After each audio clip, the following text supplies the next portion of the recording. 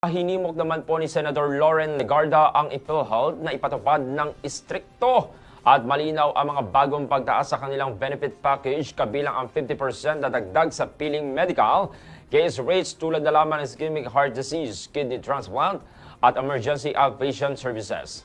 Bagamat suportado ng Senador ang mga reforma, nababahala siya na hindi malinaw na detalye ng implementasyon. Anin ni Legarda, kailangan tiyakin na ang mga dagdag na benepisyo ay sapat at nakatuon sa mga tunay na nangangailangan upang maiwasan ang malaking gastusin mula sa sariling bulsa ng mga pasyente. Pinaalalahanan din niya na ang PhilHealth na ang tagumpay nito ay nasusukat sa kumpiyansa ng mga miyembro na magpagamot ng walang pangamba sa gastusin.